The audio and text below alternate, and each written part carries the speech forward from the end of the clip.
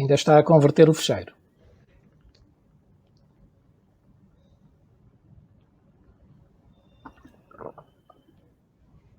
Muito bem. Julgo que já conseguem ver. Já conseguimos. E estão-me a ouvir com facilidade? O áudio está excelente e temos apresentação. Pode prosseguir. Ok, então eu vou dar início.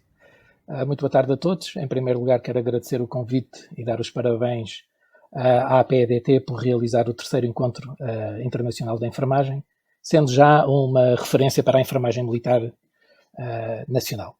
Quero cumprimentar em nome do excelentíssimo Sr. Presidente da APM todas as entidades presentes e todos os participantes neste terceiro encontro de enfermagem e quero também dar os parabéns a todos os enfermeiros por este ano internacional do enfermeiro. Atualmente, como adjunto de enfermagem para a Direção de Saúde, exercendo funções cujo conteúdo funcional é o equivalente ao de enfermeiro-diretor, e em resposta ao repto lançado pela APM, venho fazer uma breve reflexão pessoal, não representativa da Força Aérea ou da Direção de Saúde, sobre a governação da enfermagem no combate à pandemia Covid-19. Este será os 4 grandes blocos que iremos abordar. Farei um breve enquadramento, qual o impacto na organização, o que é que nós tivemos como desafios na governação da enfermagem e algumas lições aprendidas.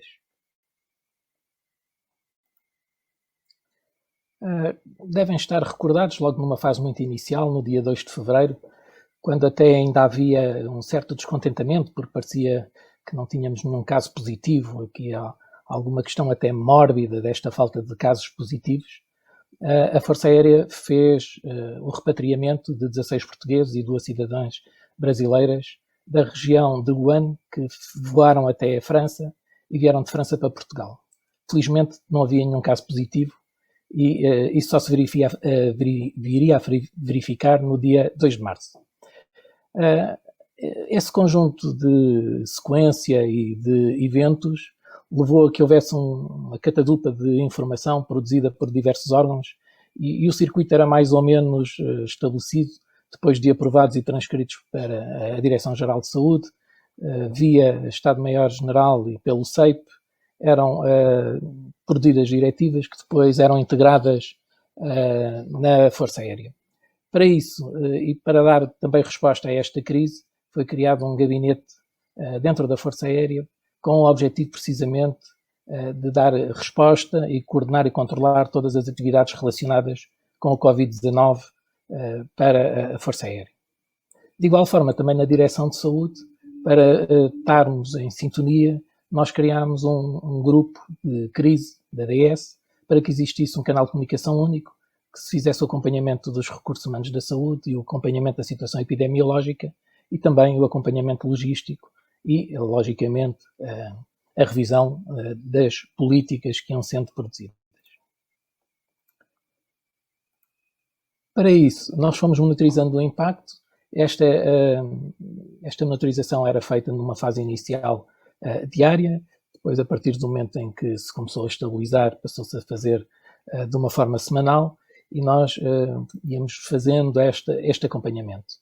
É claro que os números que nós aqui apresentamos são apenas aqueles relacionados com os militares da Força Aérea e não estão aqui vertidos, logicamente, os refugiados que foram assistidos dentro do centro de acolhimento na OTA e que deixarei essa parte para o enfermeiro Rita. Esta apresentação era depois vertida para um mapa de acompanhamento local a nível nacional de todas as unidades militares, incluindo aquelas que não têm unidades de saúde constituídas, como as estações radares, por exemplo, em que fazemos o acompanhamento de todos os militares que estão ou em vigilância ou positivos, e este acompanhamento é feito neste momento semanalmente. Para fazermos esta integração, foi criado um dashboard com um conjunto de indicadores que foram produzidos e constituiu-se como uma ferramenta excelente per si nestas medidas que tivemos que tomar na direção de comando e controle. Esta informação foi compilada pelo pessoal da primeira repartição da Direção de Saúde e semanalmente nós temos acesso a esta informação de uma forma sistematizada e que é analisada e que nos ajuda a tomar a decisão. Quando nós iniciamos esta nossa crise, vamos lá, e ainda antes até da pandemia estar instalada, em termos de recursos humanos, que é o asset mais valioso que nós temos, já estávamos depauperados, ou seja, a Força Aérea já tinha mais de 50% do seu pessoal fora do ramo. Nós apenas tínhamos 49% dos enfermeiros no ramo. Depois, com o agravamento da situação e com o pedido de reforço, nós tivemos que dar um contributo também para o HFAR. E, simultaneamente, também naquela gestão das comorbilidades, acabámos por ter alguns elementos que ficaram indisponíveis para a missão. E, no final, no pico da crise, a Força Aérea ficou com cerca de 42% do seu efetivo de enfermagem no ramo para desempenhar a missão. Adicionalmente, também se passou o mesmo com um conjunto de militares que nós possuímos, que são os praça-socorristas, que já está muito deficitária em toda a Força Aérea, e nós passamos quase para 50% dos militares apenas na Força Aérea, porque os restantes foram mobilizados para o Hospital das Forças Armadas. Em termos de medidas de governação adotadas, no âmbito dos recursos humanos, nós tivemos que fazer esta mobilização. Tivemos também que fazer alguma redistribuição interna para que não houvesse um comprometimento operacional e conseguimos manter essa atividade. Fizemos também algumas visitas técnicas que vinham já no seguimento da atividade normal da Direção de Saúde, mas a partir de uma certa altura foram vocacionadas precisamente para as questões do Covid, em algumas áreas sensíveis da defesa nacional, para assegurarmos que estavam reunidas as condições para manter a operacionalidade de 24 horas por dia. Isso foi feito, foram feitas algumas recomendações e que foram operacionalizadas. Também nós, internamente na Direção de Saúde, elaborámos um plano de contingência para que nós possamos manter a nossa normal atividade e sermos resilientes para que não houvesse falhas do acompanhamento. Em termos logísticos, a nossa repartição teve, numa fase inicial, um papel importante no levantamento e na estimativa dos consumos que as unidades nos reportaram dos seus próprios planos de contingência. Foi feito um cálculo dessas necessidades e foram disponibilizados esses números ao nosso departamento de logística, que depois, posteriormente, acabou por centralizar a aquisição e, de alguma forma, a distribuição deste equipamento. Em termos da nossa repartição de operações, houve um aumento significativo, até porque foram cancelados voos e, como tal, quando era necessário doentes serem transportados, as nossas quadras fizeram essa missão e o nosso pessoal também foi envolvido em transporte de doentes, alguns positivos, para, por exemplo, interilhas ou do continente das ilhas para o continente. Em termos de governação da enfermagem, salientamos a questão do comando e controle. Nós, logo numa fase inicial, adotámos medidas que assegurassem a nossa resiliência e que nós conseguíssemos manter a nossa atividade. Em termos do plano de contingência, elaborámos as salas de isolamento e as rotinas e solicitamos também que fossem feitas essas orientações nos respectivos comandos nas unidades.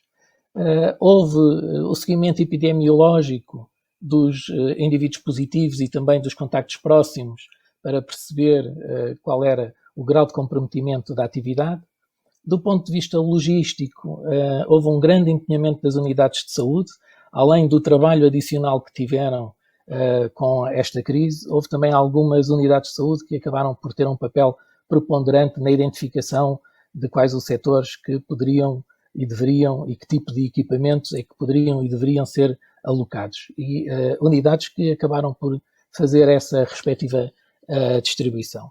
Por outro lado, foi também criada uma reserva estratégica mínima por unidade, em que cada unidade tinha um determinado número de equipamentos adequados para única, exclusivo, uso exclusivo do pessoal de saúde. E depois o levantamento da capacidade de disponibilizar à população, nomeadamente em centros de acolhimento que a Força Aérea poderia disponibilizar. Em termos de grandes contributos que a Força Aérea deu, não só através da Direção de Saúde, mas suas unidades base, portanto, foi o transporte de repatriados, como já falámos, foi depois o transporte aeromédico, como também demos já aqui um pequeno overview, e um total de 1.162 leitos disponibilizados pela Força Aérea para eventual uso pela população. Estes leitos estavam distribuídos pelas várias unidades do país. Foram também doados algum material de proteção individual, nomeadamente cerca de 300 viseiras ao Hospital das Forças Armadas, e foi feito também o apoio à proteção civil, nomeadamente através, tal como a camarada anterior falou, ao lar de Reguengos de Monserrat, com uma equipa de médicos e enfermeiros que se deslocaram lá em apoio, tal como o Exército e o Hospital das Forças Armadas. Em termos de aspectos a melhorar, salientamos alguns, nomeadamente no comando e controlo, até por algum receio e alguma capacidade instalada que havia, o facto de pedirmos espaços de isolamento, houve algum excesso de zelo, ultrapassando largamente aquilo que viria a ser a necessidade, e ainda bem. Em termos de recursos humanos, este deslocamento deixou alguns constrangimentos nas unidades base, já que as unidades não pararam a atividade de saúde, ao contrário de outros militares que foram enviados para casa em teletrabalho. As unidades de saúde viram até o seu trabalho reforçado e aumentado em algumas das situações. O facto de chamarmos os reservistas acabou por se revelar pouco eficaz, já que muitos deles não tinham prática nesta área. O facto de termos que investir na formação deles e na necessidade real acabou por não se verificar a sua integração apenas em 2 elementos, é que acabaram por integrar a força. O resto foi com o sacrifício das unidades base, e daqui vai o meu agradecimento para esse empenho que eles tiveram. Em termos de logística, o facto de termos, e isto era comum e provavelmente vai ter que ser revisto, ninguém tinha grandes armazéns para ter grandes quantidades, havia alguma quantidade de reserva, havia alguma reserva estratégica, mas era insuficiente para esta crise, e o que levou a que toda a gente queria, toda a gente procurava, ninguém tinha para vender, e muitas das vezes, e não foram poucas, a nível nacional, até que se fizeram compras de gato por lebre. Nós acabámos por, felizmente, nunca ter ruptura de equipamento, nem de solução alcoólica, por exemplo, mas foi uma gestão difícil e que muitas das vezes recaiu precisamente nas unidades de saúde, em dosear de forma parcimoniosa aquilo que eram as reais necessidades e quais os pontos em que deveriam ter, por exemplo, este equipamento. Em termos de operações, houve alguns compromissos que tivemos que reafetar com o pessoal das unidades base. Por exemplo, nós tínhamos alguns elementos que estavam integrados nas escalas do hospital, do HFAR, e que integravam também a nossa escala de evacuações aeromédicas, e com o Covid acabaram por estar mais envolvidos, não poderem estar tão disponíveis para esta escala, e acabámos por ter que solicitar mais um esforço adicional aos respectivos centros de saúde para nos darem apoio também nesta escala. Portanto, estes são alguns aspectos que eu julgo que necessitaremos de olhar com atenção e observar. Em termos de lições aprendidas, algo que todos nós temos aqui trazido à discussão, eu acho que temos que avaliar de forma bem parcimoniosa de que forma é que as estruturas de direção, de comando e controle mantêm a sua resiliência, nomeadamente como é que poderá haver a possibilidade de termos elementos de escala em espelho e que assegurem, no caso de um dos elementos da direção, ficar impossibilitado quem é que o possa assumir, por exemplo, o diretor e termos o subdiretor. No caso da direção da enfermagem, nós não temos uma segunda pessoa formalmente nomeada. Fizemos-lo informalmente, deixámos isso estabelecido. Definimos também responsabilidades, nomeadamente o que é que cada uma das repartições deveria trabalhar em termos de enfermagem para produzir para a Direção de Saúde e para a missão da Força Aérea. Em termos de continuidade, algumas escalas não tinham elementos suficientes para termos as escalas em espelho, mas revelou-se naquelas onde foi possível ser uma medida eficaz e por isso deveremos equacionar, caso seja necessário, voltar a implementar. A questão do planeamento, os militares são tradicionalmente pessoas que se preparam em tempo de paz para atuar em tempo de guerra. Isto na realidade não era uma guerra, mas tem as mesmas características e o planeamento que fizemos tinha que ser sempre acompanhado e monitorizado constantemente e isso também é algo que o gabinete de crise proporcionou.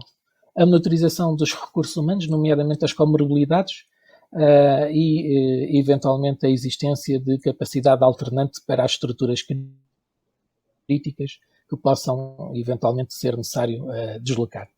Por outro lado, a rapidez da ação. Muitas vezes a decisão tem que ser na hora, não há muito tempo para o pensar e por vezes o depressa e bem, já diz o ditado popular, não há quem. Mas felizmente correu bem e é preciso que existam as estruturas também que nos ajudem a fazer esta avaliação e tomada de decisão. E para isso muito contribuiu os feedbacks que nos deram as unidades base e a primeira e segunda repartição que nos ajudou nesta missão. Também já aqui falado, um aspecto muito importante foi assegurar os canais de comunicação. Pedir que seja um pouco mais rápido porque temos mesmo que passar para a apresentação do Tenente É o último slide. Ok, é o último slide, depois os restantes já são para terminar. Os canais de comunicação, criámos um grupo WhatsApp para fazermos o fluxo de uma forma mais rápida, usámos o Zoom e o Teams. Durante este período e apesar deste momento que vivemos, não deixámos passar o Dia Internacional do Enfermeiro e através das novas tecnologias fizemos um evento da comemoração virtual do Dia Internacional do Enfermeiro interno para a Força Aérea e revelou-se também uma medida interessante e que certamente contribuirá para eventos futuros. A nível de comando e controle, a eficaz comunicação que se verificou com as unidades e com as respectivas repartições foi, vamos lá, o fator-chave do sucesso. Em termos de empoderamento de enfermagem, os enfermeiros, chefes das unidades de saúde, tiveram muito envolvidos na elaboração dos planos de contingência das unidades, muitas das vezes com mais ou menos adesão às decisões e aos pareceres dos enfermeiros-chefes, mas é importante continuarmos e pugnarmos para que isso aconteça com maior incisão.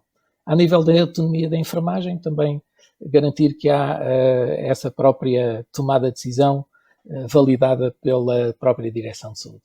Em termos de gestão de risco, foi feita e felizmente não houve falhas de maior e como tal conseguimos levar a missão a bom termo. Em termos de marketing, sempre que foi oportuno, acabámos por também passar a mensagem onde é que os enfermeiros estavam, qual o papel dos enfermeiros e em que posição é que nós tínhamos elementos no apoio e na resposta à Covid-19. Em termos de referência, se depois quiserem consultar, e deixaria uma mensagem final de mantenham-se seguros e temos que nos preparar para o que eventualmente aí vem agora com o inverno. Muito obrigada e até já. Muito obrigado. Vou pedir então ao Tenente Paulo Rita que finalize a sua ligação para poder iniciar a sua apresentação e que, se possível, o faça de uma forma mais breve para compensarmos um pouco o calendário que já derrapou.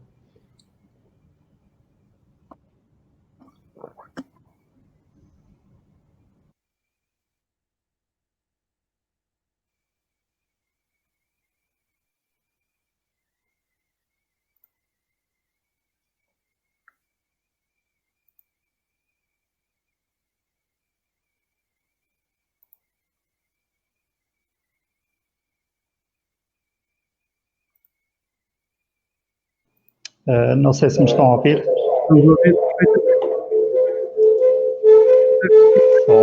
Só um pouco, eu estou aqui com algumas dificuldades. Estou com muito pouca banda de largura de rede e vou ter que utilizar o meu telemóvel, se vocês não se importarem, e peço já desculpa aos participantes, mas julgo... Estamos a vê-lo e estamos a ouvi-lo perfeitamente e temos a apresentação, portanto... Ok. Eu como vou ter alguma dificuldade em passar a apresentação, pediria que vocês fossem passando as várias páginas, se fosse possível. Eu posso passar, Rita. Ok, obrigado. Ora, antes de mais nada, uma boa tarde a todos os participantes deste Encontro Internacional da Enfermagem e o meu agradecimento à Comissão Organizadora deste terceiro encontro pela oportunidade de mostrarmos o trabalho que está a ser feito e que foi feito na Unidade de Saúde Tipo 2 do Centro de Formação Militar e Técnico da Força Aérea nos últimos meses, desde o surgimento da pandemia Covid-19. A minha apresentação será dividida em três partes. Vou fazer um primeiro enquadramento daquilo que é o Centro de Formação Militar e Técnico da Força Aérea e a Unidade de Saúde no seu interior, seguido pelo trabalho efetuado na prevenção da propagação da infecção e, por último, focar o trabalho que foi desenvolvido na preparação e funcionamento daquele que foi o Centro de Acolhimento Covid-19 na nossa unidade. Podes passar, se não te importas? Ok. O Centro de Formação Militar e Técnico, como o próprio nome indica, tem por missão ministrar a formação militar, humanística, técnica e científica. Nesta instituição são ministrados diversos cursos de reconhecido interesse para a Força Aérea, dos quais destacam, por exemplo, a instrução básica, ou seja, a vulgar recruta, os cursos de formação de praças, os cursos de formação de sargentos, sejam contratados ou do quadro, bem como os cursos de oficiais contratados. É uma unidade que possui, na sua maioria, um efetivo muito jovem, com elevada rotação e que entre pessoal colocado e alunos ronda diariamente os 600 militares e civis. Podes passar? A Unidade de Saúde Tipo 2 tem como principal missão não só o acompanhamento sanitário dos militares e civis, mas também colaborar na formação em saúde dos cursos que tenham no seu currículo a área da saúde, esta área, portanto. É constituída por um médico, 5 enfermeiros, 4 socorristas. Sim, se calhar conseguimos ver melhor. Embora durante o funcionamento do centro de acolhimento a equipa tivesse ficado reduzida e, como o Ferreira já falou, ficou reduzida porque tivemos que fornecer dois enfermeiros para o HFAR e um socorrista, e tínhamos também um enfermeiro e um socorrista envolvidos na missão MINUSMA no Mali. No início de janeiro surgiu os primeiros ecos de um surto de uma nova doença com elevado índice de propagação e com o seu epicentro na China. As notícias do aumento diário do número de casos, bem como a sua expansão por outros países do globo, começava a ser motivo de conversa entre os militares da unidade. A ansiedade das notícias ia sendo apaziguada pela Direção-Geral de Saúde, fazendo crer que a doença nunca chegaria a Portugal. No entanto, o vírus continuou a disseminar-se em redor do mundo e, por fim, chega a Portugal, tendo sido confirmado o primeiro caso no dia 2 de março. Vou tentar só... Na unidade, antes dessa data, se puderes, já não sei, sim, no slide 5.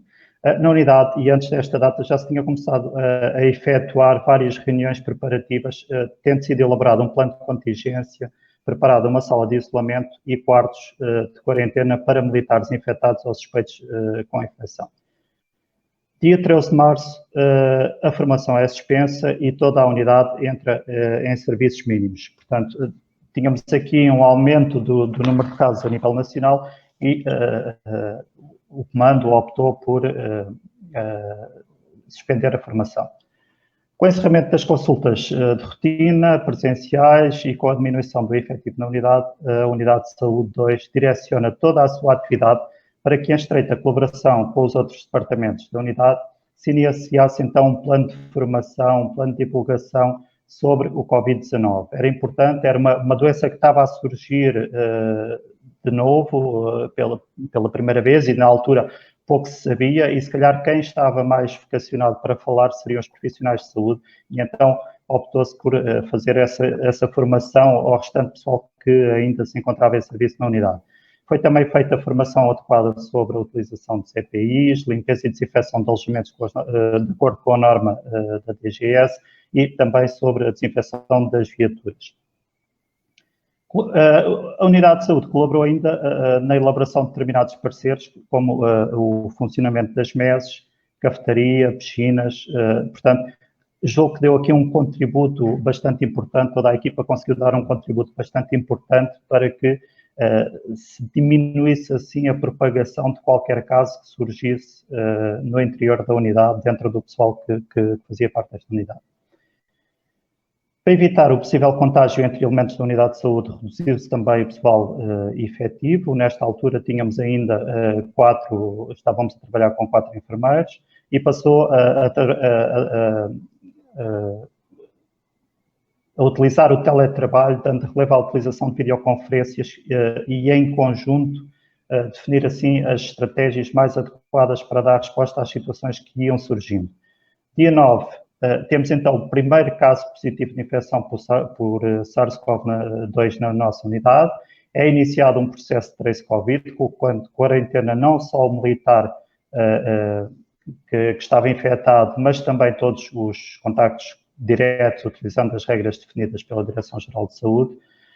Durante o período de quarentena foram monitorizados tanto por via telefónica como registrando a presença de sinais e sintomas num formulário que foi criado e que diariamente enviavam para o centro de saúde informando se tinham sintomatologia ou não. Até à data, o Centro de Formação Militar e Técnico teve 4 casos positivos de infecção, todos eles isolados, sem transmissão no interior da unidade, o que revela que mesmo após a reabertura da formação, que foi feita no final de maio, as medidas que têm sido tomadas têm sido bastante eficazes. Foram colocados em quarentena na unidade ou no domicílio até à data 47 pessoas, todos eles militares, por acaso. Slide 6, não te importas? No dia 17 de março, em reunião de comando, a Unidade de Saúde é informada que o Centro de Formação tinha disponibilizado 370 camas em estreita colaboração com o Serviço Nacional de Saúde para assim criar um centro de acolhimento Covid. Num primeiro momento, a informação era de que o centro acolheria utentes independentes, internados em hospitais que, por sobrecarga das instituições ou porque essas pessoas não reuniam condições no domicílio para fazerem a sua quarentena, necessitariam de um espaço onde os elementos do Serviço Nacional de Saúde pudessem prestar os cuidados necessários. Isto foi numa primeira fase. Numa segunda fase, passa-se à possibilidade de que este centro de acolhimento seria para idosos, residentes em lares ou residências séniores, e que estariam infectados por Covid. Isto trazia uma grande dificuldade a tudo aquilo que tinha sido preparado, uma vez que os edifícios que estavam previstos eram de 2 andares e não tinham elevador. Podes passar para outro slide, se faz favor. Face a esta situação, a Unidade de Saúde, em conjunto com o Comando, inicia um processo de escolha dos alojamentos, estacionamento de camas, definição de áreas de repouso para profissionais de saúde, área de refeitório, armazém de consumíveis, farmácia, rouparia, criação de circuito limpos e sujos, tratamento de lixos hospitalares, áreas administrativas, ou seja, tínhamos aqui permissão de transformar edifícios que até à data tinham servido como alojamentos, tipo camarata, com beliche, e que teriam que passar a funcionar como unidades de saúde. Foi ainda elaborado pelos elementos da unidade de saúde um guia de acolhimento que mais tarde, e vocês já vão perceber porque, teve que ser traduzido em mais de 5 línguas, bem como a necessidade, teve que ser feito também o levantamento das necessidades de tudo o que era EPIs, álcool gel, tudo o que seria necessário para o funcionamento deste centro de acolhimento. O centro de acolhimento fica apto a receber utentes do Serviço Nacional de Saúde a partir do dia 10 de abril e, passado 10 dias, toda a situação que nós tínhamos preparado acaba por sofrer uma reviravolta. Com o aparecimento de um surto de Covid num hostel em Lisboa, se estão recordados, o comando é informado que, de um momento para o outro, iria receber 170 migrantes, sendo que desses 172 migrantes, sendo que desses 172, 26 seriam negativos e todos os restantes seriam positivos. Podes passar para outro slide. O transporte em autocarros é amplamente coberto pela comunicação social. Os requerentes chegaram à unidade nesse dia no dia seguinte, de madrugada, perto das 3 da manhã, distribuídos em 5 autocarros com requerentes positivos e um autocarro com os requerentes negativos. Este facto fez com que fosse dispensado todo o processamento administrativo devido ao adiantado da hora, e os requerentes foram apenas divididos em edifícios em que um edifício seria ocupado pelos requerentes negativos, com Covid negativo, e os restantes por 3 edifícios, que eles depois acabaram por arrombar o quarto edifício e optar por se instalar também nesse edifício. Portanto, os restantes 4 edifícios foram ocupados pelos casos positivos. Podes passar para outro slide, por favor. O facto de se alojarem cerca de 200 pessoas de diferentes culturas, diferentes raças e religiões, confinados num espaço em que eles estavam contra a sua vontade, acabou por criar momentos de tensão, transformando o que seria apenas um problema de saúde num problema de segurança. No dia seguinte, aquilo que se passou foi que, por exemplo, os casos suspeitos, os casos que eram negativos, já se tinham mudado para os edifícios onde estavam os casos positivos, à procura dos seus amigos, à procura das pessoas da mesma nacionalidade. Isto fez com que, mais tarde, aqueles que estavam negativos numa primeira fase, depois positivassem quando foi feito o primeiro teste. Foi solicitado, então, apoio ao Exército e à Marinha, ficando em permanência cerca de 40 efetivos das várias polícias militares. Podes passar? Além do normal funcionamento da unidade de saúde no acompanhamento sanitário dos militares e civis da unidade, durante o período de permanência destes migrantes no centro de acolhimento, a equipa de saúde passou também a brifar as equipas de segurança no momento em que elas entravam para fazer... normalmente elas rodavam ao fim de uma semana, portanto sempre no início e no final eram brifados sobre os cuidados que deveriam ter enquanto prestavam a sua ação no centro de acolhimento, bem como os cuidados que depois deveriam ter em casa em termos de monitorização de sinais e sintomas. Foram também brifados e formados sobre a remoção de EPI 2 equipas de limpeza que foram contratadas especificamente para fazer a limpeza do centro de acolhimento o grande bolo do trabalho que foi efetuado a nível da unidade de saúde foi principalmente armazenar e distribuir os equipamentos de proteção individual sempre que necessário. Acabou por se colaborar também com todas as entidades externas e distribuir EPIs a todas as entidades externas que tinham necessidade de vir ao centro de acolhimento, como o Conselho Português para os Refugiados, Serviços Estrangeiros e Fronteiras, o INEM, elementos do ADS do Estuário do Tejo, Centro de Saúde de Alenquer, Bombeiros, Proteção Civil. O edifício da unidade de saúde transformou-se numa unidade de abastecimento com armazenamento, distribuição e gestão de estoques de EPI. Como curiosidade, durante o período de vigência do Centro de Acolhimento, a Unidade de Saúde recebeu, armazenou e distribuiu 700 batas impermeáveis, 100 caixas de luvas descartáveis, 1.600 máscaras FP2, 3.150 máscaras cirúrgicas. Portanto, havia uma grande entrada e saída de tudo o que era material EPI e que foi distribuído pelos elementos desta Unidade de Saúde. Podes passar ao seguinte, se me faz favor. Foi dada ainda formação sobre a utilização da EPI, já tinha falado sobre isto, à equipa de uma empresa contratada para efetuar a limpeza do Centro de Acolhimento. Slide seguinte, esta é a que vocês estavam a ver, é o pessoal dessa empresa de limpeza. Durante o período de permanência dos requerentes foram efetuados 3 testagens pelas equipas do INEM e do Centro de Saúde Alenquer, com a colaboração dos elementos da Unidade de Saúde e do Regimento de Sapadores Bombeiros, que fez a descontaminação do pessoal, sendo transportados da unidade os requerentes que negativavam. Isto trazia descontentamento para todos aqueles que se tinham que manter em isolamento e que se tinham que manter no Centro de Acolhimento. Podes passar para o seguinte. Após um mês de permanência no Centro de Acolhimento, os últimos migrantes, que eram cerca de 52, se não estou em erro, saem da unidade com destino à Unidade de Santa Margarida. Toda esta experiência em termos de Centro de Acolhimento foi uma experiência para a qual a unidade não estava preparada, mas que com o decorrer do tempo e com o esforço de todas as forças envolvidas, veio culminar numa experiência positiva. E de como as instituições militares demonstram uma capacidade adaptativa de forma a dar resposta a situações que fogem da sua rotina. Desde março, toda a equipa da Unidade de Saúde tem trabalhado com o objetivo de evitar a propagação do Covid-19 entre os militares e civis da unidade, com muito trabalho e também com muita sorte. Temos tido sucesso na contenção dos casos que têm surgido. Estou a tentar ver, porque isto fica pequenino.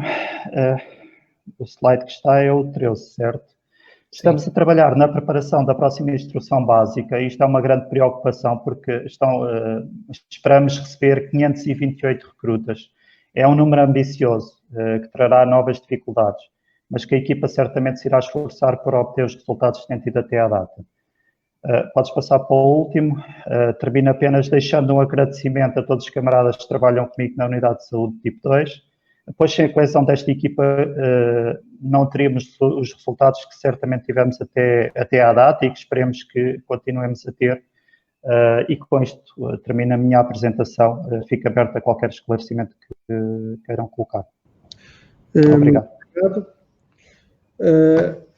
Uma excelente apresentação daquilo que foi feito e que nem sempre é possível ver, principalmente a comunicação social. Temos agora aquela que é a adição ao programa. Já vamos muito adiantados na hora, mas esta é uma intervenção que vai ser feita de forma um pouco diferente.